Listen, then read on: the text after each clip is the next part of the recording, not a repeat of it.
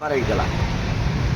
ଏବେ ଘୋଡ଼ା ବେପାର ପାଇଁ ଯେଉଁ ବାଟ ରହିଛି ଘୋଡ଼ା ବି ରେଡ଼ି, ବେପାରୀ ବି ରେଡ଼ି। ଦୁଇ ଦଳର ନେତା ଏବେ ଟେନସନରେ ଏଇଥିପାଇଁ, ଆପଣ ବିଜୁ ଜନତା ଦଳର ସୁପ୍ରିମୋ ନବୀନ ପଟ୍ଟନାୟକ କଥା କୁହନ୍ତୁ, ପିସିସି ସଭାପତି ଭକ୍ତ ଦାସଙ୍କ କଥା କୁହନ୍ତୁ, ତାଙ୍କ ମନରେ ସନ୍ଦେହ ରହିଛି ଆମ ଭିତରୁ, ଆମ ଗୁହାଳରୁ ନିଶ୍ଚିତ ଭାବରେ ଘୋଡ଼ା ଖସି ଅନ୍ୟ ଗୁହାଳକୁ ଯାଇପାରେ, ଏ ଆଶଙ୍କା ରହିଛି। ଯେତେବେଳେ ଦତ୍ତେଶ୍ୱର ହୋତାଙ୍କୁ ପ୍ରାର୍ଥୀ କରାଗଲା ସେତେବେଳର ଅଙ୍କ କହୁଥିଲା ଗ୍ୟାରେଣ୍ଟେଡ୍, ଯେ ଡାକ୍ତର ହୋତା ଗ୍ୟାରେଣ୍ଟେଡ୍।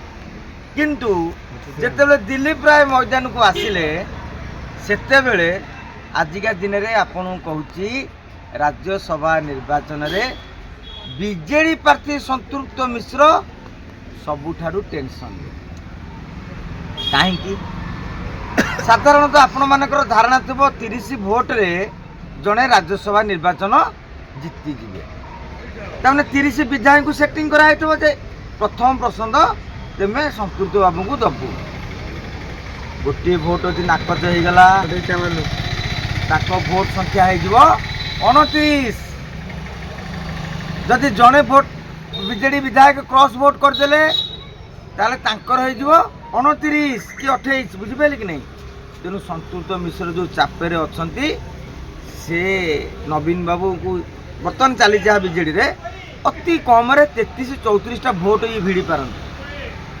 ଟିକେ ଟିକେରେ ସୂତା ସୂତାରେ ମଧ୍ୟ ସନ୍ତୃପ୍ତ ପ୍ରଥମ ପ୍ରାର୍ଥୀ ବଦଳି ଚତୁର୍ଥ ପ୍ରାର୍ଥୀ ସେ ନିଜେ ଚତୁର୍ଥ ପଞ୍ଚମ ଆଡ଼କୁ ଠେଲି ହେଇଯାଇପାରନ୍ତି।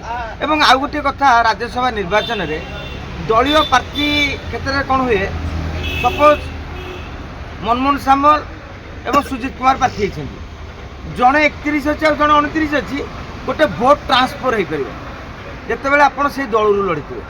କିନ୍ତୁ ସ୍ୱାଧୀନ ପ୍ରାର୍ଥୀଙ୍କୁ ଭୋଟ ଟ୍ରାନ୍ସଫର କରାଯାଇପାରିବ ନାହିଁ। ଏଭଳି କ୍ଷେତ୍ରରେ ଯଦି ଦେଖିବେ ବିଜେପିର ବର୍ତ୍ତମାନ ହିସାବଟା ଟିକେ ଦେଇଦେବା, ବିଜେପିର ପାଖରେ ବର୍ତ୍ତମାନ 22 ଜଣ ବିଧାୟକ ଅଛନ୍ତି। ସମର୍ଥନ କାହାର କାହାର ମିଳିବ?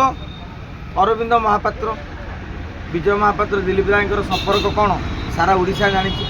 ସନା ମାହାକୁ କେତେ ହେଲା 22-24, ସବିଜୁ ବିଶ୍ୱାଳ ନିକଟରେ ଟଣ୍ଟିଆ ଖାଇଛନ୍ତି, ତେଣୁ ଏଟା ଟଣ୍ଟିଆର ପ୍ରତିଶୋଧ ନେଇପାରନ୍ତି। ତେଣୁ ହେଲା କେତେ 25।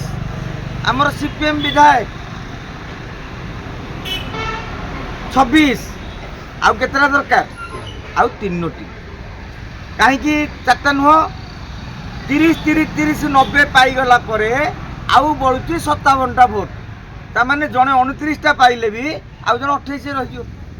ଏବଂ ଏଲିମିନେସନ୍ ରାଉଣ୍ଡରେ ସବୁଠୁ କମ୍ ଭୋଟ ପାଇଥିବା ପ୍ରାର୍ଥୀ ଅଲରେଡ଼ି ତଳକୁ ପଳେଇବେ। ସେଠି ଆଉ ଦ୍ୱିତୀୟ ପସନ୍ଦ ଭୋଟର କାଉଣ୍ଟିଂ ଆବଶ୍ୟକତା ନାହିଁ।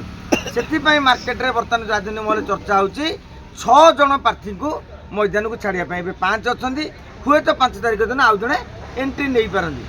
କାହିଁକି? ଏଣ୍ଟ୍ରି ନେଲେ ତୁମର ସେକେଣ୍ଡ ପସନ୍ଦ ଭୋଟଟା ଗଣାଯାଇପାରିବ।